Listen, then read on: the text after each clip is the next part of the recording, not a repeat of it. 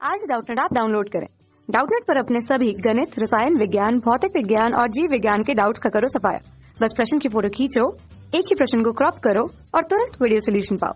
अभी डाउनलोड करें। सवाल यह है बच्चों के चित्र में सीधी सड़क पर गतिमान दो कारों ए तथा बी के वेग समय ग्राफ प्रदर्शित है। ठीक है, यहाँ पर और समय t बराबर 0 से t बराबर 8 सेकंड के बीच में कार ए और t बराबर 0 से t बराबर 7 सेकंड के बीच में कार बी की गति की तुलना कीजिए तथा सही कथन चुनिए। है ना, ये कार ए के लिए है, ये कार बी के लिए है। ये कुछ इस तरीके से दिए गए हैं और हमारे पास में जो विकल्प हैं, इन विकल्पों के अनुसार हमें सही विकल्प चुनना है। ये है हमारे पास में बच्चों अ, ब, स, द 4 विकल्प हैं।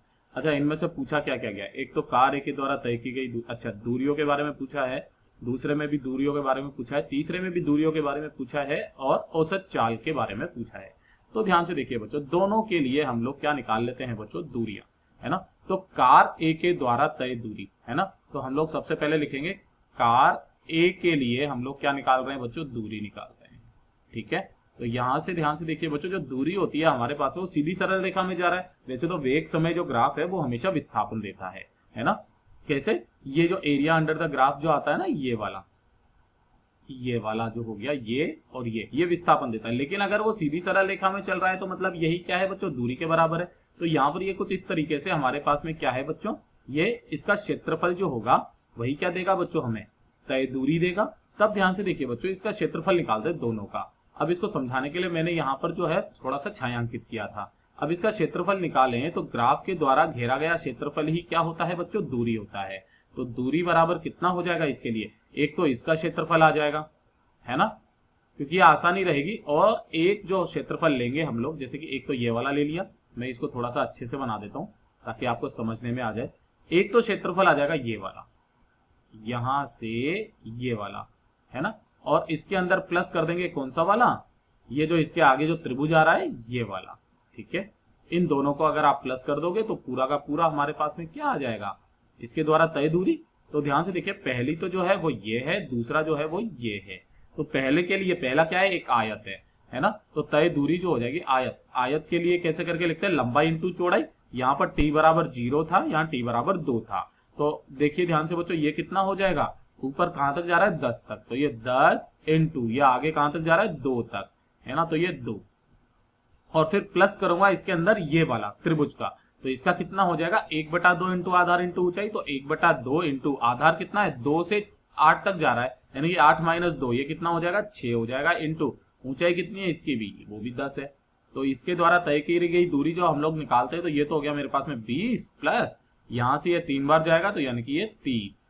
तो ये मेरे पास में तय दूरी कितनी आ जाएगी बच्चों? 50 मीटर आ जाएगी। इसी प्रकार हम कार बी के लिए निकाल लेते हैं। तो यहां निकालता हूं मैं बच्चों कार बी के लिए। ध्यान से देखिए, कार बी, है ना, दूरी, तय दूरी, ओहो, ये तय दूरी।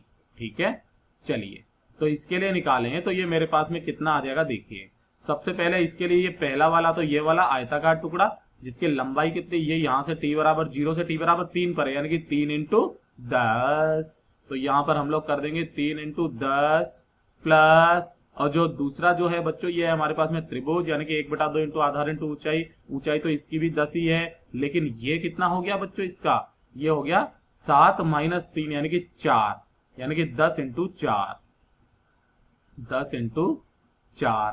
तो ये मेरे पास में कितना आ जाएगा? ये आ जाएगा मेरे पास में 30 प्लस, है ना, और ये कितना आ जाएगा? 40, है ना। देखा आपने, यहीं पर तो गलती कर दी, समझे ही नहीं मेरी बात को। थोड़ा सा ध्यान इधर की तरफ में ही देना है। यहां पर क्या कर देना है? ये प्लस, और जो दूसरा वाला जो था ना बच्चों, ये एक त्रिभुज है, और अगर ये त्रिभुज है तो कितना आ जाएगा? 1/2 इंटू आधार इंटू ऊंचाई, यानी कि इसके लिए क्या आएगा? 1/2 इंटू आधार कितना निकाला था? 4 इंटू ऊंचाई कितना था? 10। तो ये मेरे पास में कितना आ गया? 30 प्लस, इसने इसको 2 बार मार दिया यानी कि 20। तो तय दूरी अभी भी कितनी आई? 50 मीटर। यानी कि दोनों के द्वारा तय करी गई दूरी क्या होगी बच्चों? बराबर होगी। कार ए के द्वारा कार बी से दूरी तय कम होगी क्या? नहीं। क्या ज्यादा होगी क्या? नहीं। दोनों कारों की तय दूरी बराबर होगी। जी हाँ बच्चों, स हमारा एकदम सही जवाब है। और इसके अलावा हमसे पूछा गया है कार ए की औसत चाल, कार बी की औसत चाल।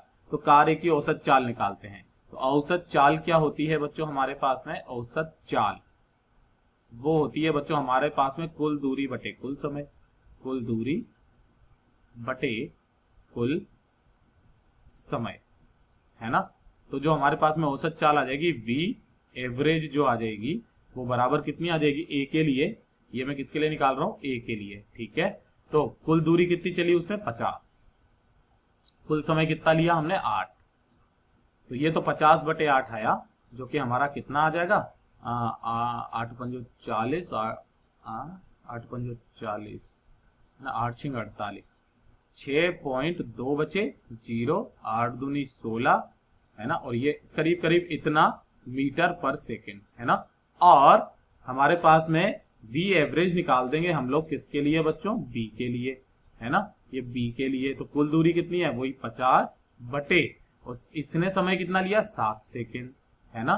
तो ये कितना आ जाएगा 7 पंजो 35, 7 42, 7 7 49, 7 पॉइंट बचा 1 0, 7 एकम 7, 7 चौक 28, करीब करीब इतना आ जाएगा। ध्यान से देखिए तो कौन किसका ज्यादा है, यहां पर बोला गया कार ए की औसत चाल कार बी की औसत चाल से कम है। हाँ तो जी हाँ बच्चों, ये हमारा द भी क्या है, एकदम सही जवाब है। तो जो इसके सही जवाब हो जाएंगे बच्चों वो हो जाएंगे स और द। Thank you. कक्षा 6वीं से 12वीं से लेकर नीट, IIT, JEE वो एडवांस के लेवल तक 1 करोड़ से ज्यादा छात्रों का भरोसा। आज ही डाउनलोड करें डाउटनेट ऐप या व्हाट्सएप करें अपने सारे डाउट्स 8400 400 400 पर।